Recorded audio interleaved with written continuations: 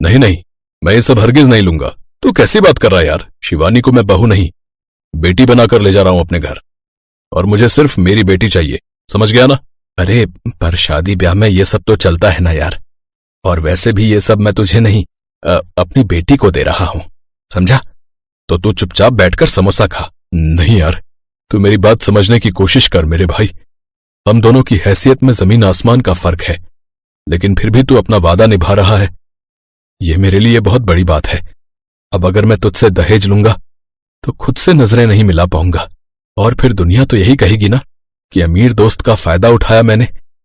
नहीं नहीं, ये मुझसे नहीं हो पाएगा। इतना कहकर शिवशंकर की आंखों में आंसू आ गए, और ये देखकर उसके बचपन के दोस्त रवि किशन ने आगे बढ़कर उसे गले से लगा लिया और कहा, अरे बस कर पगले, तेरी यही खुददारी तो है जिसे देखकर मैंने बचपन में ही अपनी शिवानी का रिश्ता तेरे सूरज से तय कर दिया था।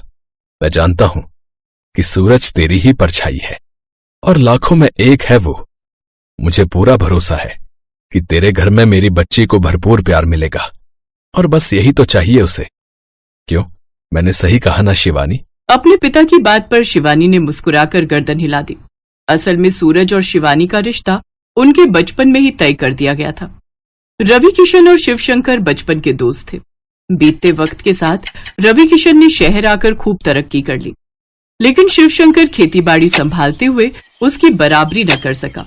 लेकिन इस बात का उनकी दोस्ती पर कोई फर्क नहीं पड़ा, और न ही शिवानी और सूरज के रिश्ते पर, क्योंकि कहीं न कहीं उनके भी दिल बचपन से ही जुड़ चुके थे।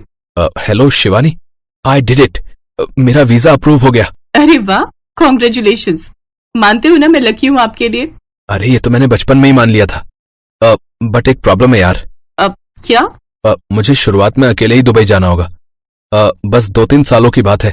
अच्छा, वैसे कब जाना है आपको? बस हमारी शादी के 2 हफ्तों के बाद। तुम मैनेज कर लोगी ना? मुश्किल तो होगा, पर आई विल मैनेज। आप बस जल्दी से अपना सपना पूरा करके आ जाना मेरे पास। अरे मैं आऊंगा, और फिर तुम्हें भी ले जाऊंगा अपने साथ, हमेशा हमेशा के लिए। अच्छा जी, सिर्फ मुझे? नहीं नहीं, हम पूरी फैमिली के साथ दुबई शिफ्ट हो जाएंगे, सब एक साथ रहेंगे वहाँ। ओ मैडम, इतना आसान नहीं है। आसान नहीं है तो हम आसान बना लेंगे, आप अभी ज्यादा मत सोचो। सूरज शिवानी को वो हर खुशी देना चाहता था जो उसे उसके मायके में मिलती आई थी, और इसके लिए उसे कम वक्त में ज्यादा पैसा कमाना था। इसीलिए शादी के बस 2 हफ्तों के बाद अपनी नई नवेली दुल्हन को छोड़कर वो दुबई जा रहा था। इधर शिवानी उदास तो थी, लेकिन उसे लगता था कि दुबई जाकर अच्छी जॉब करना सूरज का सपना है। इसीलिए उसने हंसते चेहरे के साथ सूरज को विदा किया, और फिर, माँ जी मुझे कपड़े धोने थे, वॉशिंग मशीन कहाँ है? वहीं जहाँ से तुम्हारे पापा ने नहीं खरीदी तुम्हारे लिए। जी मैं कुछ समझी नहीं। हाँ हाँ, तुम कहाँ कुछ समझोगी, समझदारी का पूरा ठेका तो मेरे परिवार ने ही ले रखा है ना। यहाँ कोई मशीन वशीन नहीं है, हम सब हाथों से ही धोते हैं कपड़े। जी ठीक है। सूरज के पिता ने शिवानी के परिवार से किसी भी तरह का दहेज लेने से साफ इनकार कर दिया था, और इसी शर्त के साथ शिवानी और सूरज की शादी हुई थी।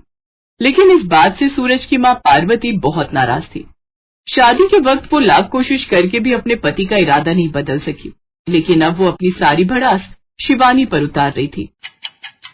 बहू, एक बात सुनो, ये इतने महंगे कपड़े पहनकर घूमने की जरूरत नहीं है यहाँ। अब तुम अपने बाप की हवेली में नहीं हो, ससुराल में हो, तो यहीं के रंग ढंग में रहो। तुम्हारे ये महंगे कपड़े देख देख कर मेरी बेटी का जी ललचाता है। अरे माँ जी, अगर ऐसी बात है तो मैं पापा से बोलकर सीमा के लिए भी ऐसे कपड़े मंगवा देती हूँ, अब कोई दिक्कत नहीं है। अगर दिक्कत नहीं थी तो पहले ही लेकर आने चाहिए थे ना। रहने तो अब कोई जरूरत नहीं है। माँ जी, पापा ने तो सब कुछ सोच कर रखा था, पर यहीं से मना किया गया था, इसीलिए। हाँ, और इसीलिए तुम्हारे अमीर खानदान को मौका मिल गया अपना असली रंग दिखाने का। रहने दो, शरीफ खानदान है हमारा, तो हमें तो मना करना ही था, मगर जिसे जो करना होता है ना वो कर ही देता है। इतना कहकर पार्वती तो वहां से चली गई, लेकिन शिवानी वहीं खड़ी सोचती रह गई कि इस सब में उसकी क्या गलती है, और अब वो आगे ये सब कैसे संभालेगी। पार्वती का उसके प्रति बर्ताव बीतते दिन के साथ और खराब होता जा रहा था, और तो और शिवानी की ननद सीमा भी इस सब में अपनी माँ का पूरा साथ दे रही थी। दोनों माँ बेटी ने घर का हर काम शिवानी पर ही डाल दिया था, और शिवानी किसी से बिना कुछ कहे सब कुछ सहती जा रही थी। उसके ससुर शिवशंकर इस सब का विरोध करना चाहते थे, लेकिन शायद ये शिवानी की खराब किस्मत ही थी कि उसकी शादी के बाद से ही शिवशंकर की तबीयत इतनी बिगड़ गई कि अब उनका बचना मुश्किल ही लग रहा था। पापा जी, आप मेरी बात मान लीजिए ना, मैं पापा से बोलकर आपका इलाज अच्छे हॉस्पिटल में करवा सकती हूँ।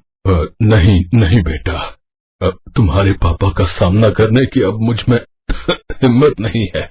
कितने भरोसे के साथ उसने तुम्हें मेरे घर भेजा था, लेकिन यहाँ क्या हो रहा है मैं सब समझ रहा हूँ। और उससे भी शर्मनाक बात यह है कि मैं ये सब रोक भी नहीं पा रहा हूँ। बेटा, अब और जीने की इच्छा ही नहीं है मेरी, तो भला कोई डॉक्टर क्या ही कर लेगा। हो सके तो मुझे माफ कर देना बेटा, मेरा ये घर तुम्हारे लायक नहीं है। तुम चाहो तो अपने पापा से बात करके तुम वापस नहीं पापा जी, अब मेरा घर वो नहीं है, ये है, और यही मेरा परिवार भी है। और मेरे पापा ने हमेशा मुझे यही सिखाया है कि चाहे जो हो जाए, अपने परिवार का साथ कभी नहीं छोड़ना। शिवानी की बात सुनकर शिवशंकर ने मुस्कुराते हुए उसके सिर पर हाथ फेरा, और बस यही वो पल था जब शिवशंकर ने अपनी आखिरी सांस ली और शिवानी के लिए मुसीबतें बढ़ने वाली। खा गई ये करम जली, खा गई मेरे पति को। बता तूने कैसे मेरे पति को, बता, वरना आज मैं तुझे जान से मार डालूंगी। नहीं माँ जी, मैंने कुछ नहीं किया है, ये गलत है। झूठ मत बोलो तुम। मैंने देखा था, पता नहीं पापा को क्या खिलाया तुमने जिसे खाते ही पापा। अरे तो भैया को अब वही तुम्हारा हिसाब करेंगे।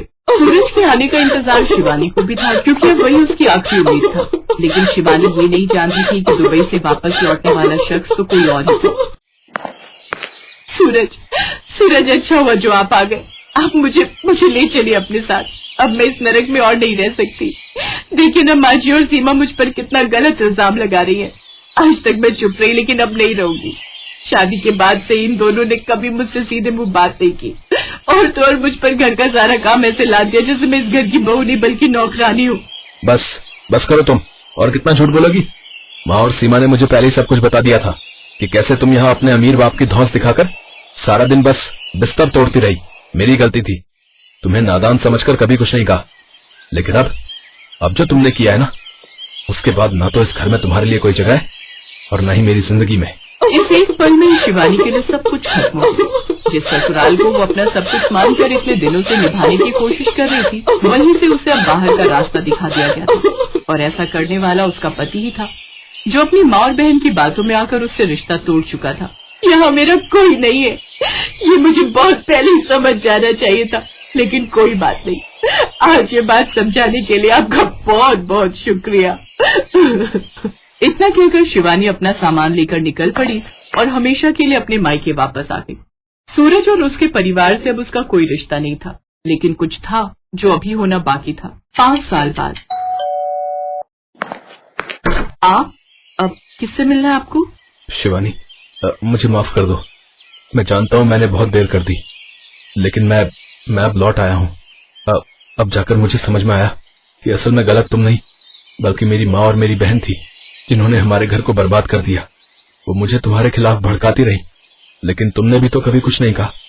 वो तो अच्छा हुआ कि पापा की लिखी एक पुरानी चिट्ठी मुझे घर में पड़ी मिल गई, जिसमें उन्होंने माँ और सीमा की सारी सच्चाई लिख दी थी। पर पता नहीं वो चिट्ठी उन्होंने मुझे भेजी क्यों नहीं। खैर, वो सब छोड़ो, मैं तुम्हें लेने आया हूँ शिवानी, चलो मेरे साथ। कहाँ? उस घर में जो कभी मेरा हो ही नहीं सका। माफ कीजिए मिस्टर सूरज, अब पराए घर में पराए लोगों के साथ रहने का ना तो मुझे कोई शौक है और ना ही जरूरत। अब मैं खुद के लिए काफी हूँ। और हाँ, आपकी जानकारी के लिए बता दूं कि आपके पापा की लिखी वो चिट्ठी मैंने ही आप तक नहीं पहुँचने दी थी, पर शायद वो मेरी सबसे बड़ी गलती थी, जिसे अब मैं कभी नहीं दोहराऊंगी। इतना कहकर शिवानी ने दरवाजा बंद कर दिया और सूरज बाहर खड़ा अपनी उन गलतियों पर पछताता रहा, जिनकी अब कोई माफी नहीं थी।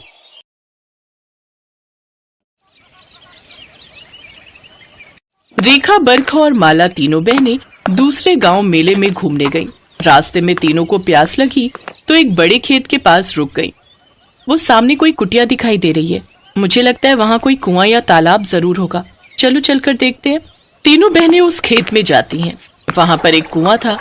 तीनों जैसे ही पानी पीने लगती हैं, अचानक उन्हें किसी के कराहने की आवाज आती है। मुझे थोड़ा पानी पिला दो। मैं कुएं से पानी नहीं खींच सकती क्योंकि मैं गर्भवती हूँ।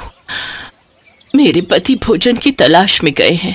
उन्हें आने में बहुत देर हो गई, नहीं तो वो मेरे लिए कुएं से पानी खींचकर भर देते। अरे जब शरीर संभाला ही नहीं जाता तो गर्भवती क्यों होती हो?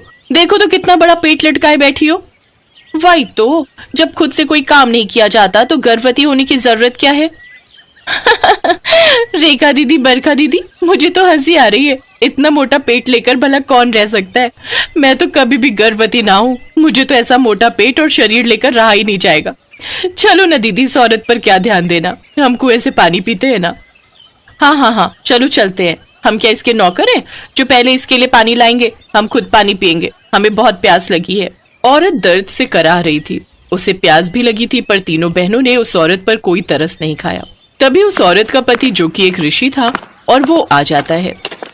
खबरदार, जो कुएं से पानी भी पिया, तुमने मेरी पत्नी का मजाक उड़ाया है। विपदा के समय उसकी मदद नहीं की। एक गर्भवती स्त्री को दर्द से कराहते हुए देखकर भी तुम्हें जरा सी दया नहीं आई। मैं तुम तीनों को श्राप देता हूं कि तुम तीनों अभी के अभी गर्भवती हो जाओगी। तभी तुम्हें पता चलेगा कि एक गर्भवती स्त्री की तकलीफ क्या होती है। वो ऋषि क्रोध में आकर तीनों बहनों को श्राप दे देता है। तीनों रोती हुई घर आ जाती हैं और सारी बात अपने भाई महेंद्र को बताती हैं। महेंद्र उन ऋषि और उनकी पत्नी को ढूंढता है, पर वहाँ खेत में अब उनकी कुटिया नहीं थी। न जाने वे दोनों कहाँ चले गए थे। महेंद्र अपनी बहनों के साथ घर लौट आता है। महेंद्र की तीनों बहनें गर्भवती हो चुकी थी। उनको गर्भावस्था में देखकर सारे गांव वाले उन पर थू थू कर रहे थे। महेंद्र की तीनों बहनों का रो रो कर बुरा हाल था। हे भगवान, अब मैं क्या करूं? इन तीनों की तो सगाई भी हो चुकी है। अगर इनके ससुराल वालों को ये बात पता चली तो मैं उनसे क्या कहूंगा कि मेरी तीनों बहनें बिन ब्याही गर्भवती कैसे बनी? कौन विश्वास करेगा?